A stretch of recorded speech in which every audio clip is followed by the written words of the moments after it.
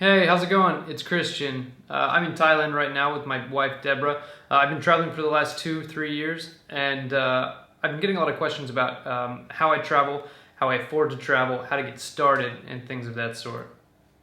I got a few specific questions from a friend of mine back home just this morning, and so I'm going to take a little bit of time to answer them. One of the first questions he asked me, and one of the most common questions that I get, is how much money would you recommend going with?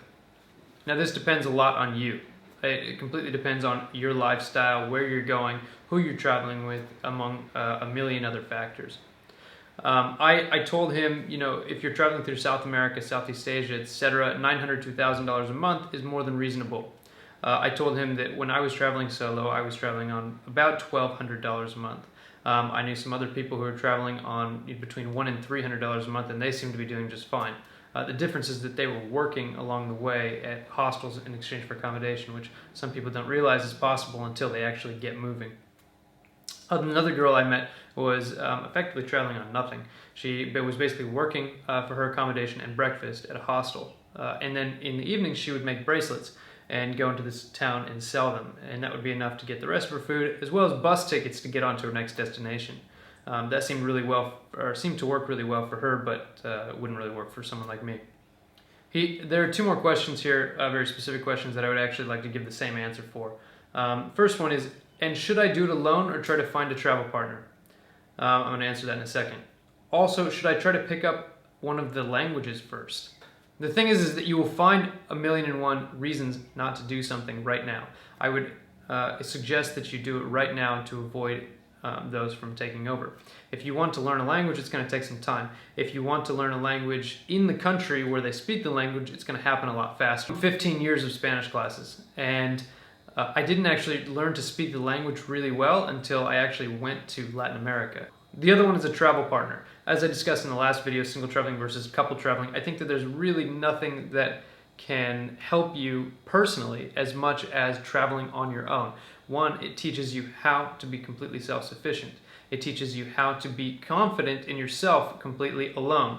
And it teaches you how to make friends with others, make acquaintances with others, and really get yourself out there to a degree that is really impossible at home when you're surrounded by your friends and family and a million other opinions about what you should be doing.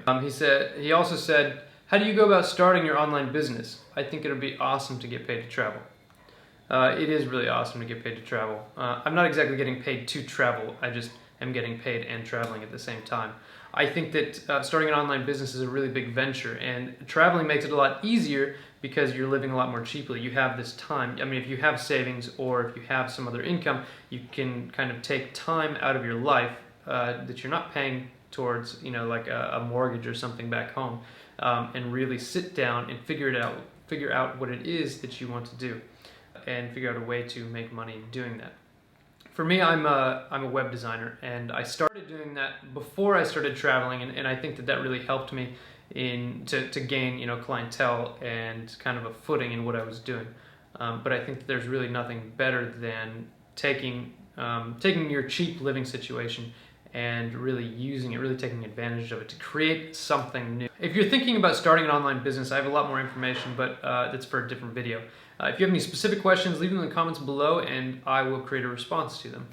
One thing that I would really encourage you to do if you're setting out on your travels, and it's the same thing that I said to him, and he actually already did this really well, I think, is that you should have kind of a purpose for your travel. You don't have to exactly know what that is when you leave, but I think that if you're traveling, especially if you're doing it long term, there should be a reason that you're traveling. If that's to just find yourself, that's fine. It's a bit cliche, but it's fine. Yeah, and I think that my friend has a really, really good outlook on the whole thing. He's asking the right questions, he's really curious about everything, he's thinking a lot about it.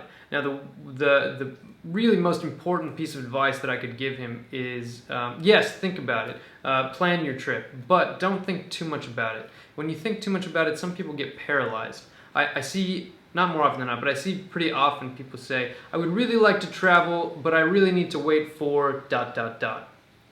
That's the biggest trap that someone can fall into. A lot of people really, really want to travel, but what happens is they get into this mode of thinking that they need to wait for something. They need to wait for money, they need to wait for a partner, they need to wait for this or that or the other thing, and it paralyzes them. It stops them from ever taking that step.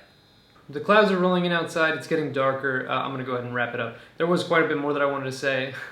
But if you have any very specific questions or some not so specific ones, leave them in the comments below and I'll be sure to respond to them. I'll see you on the next one. Thanks.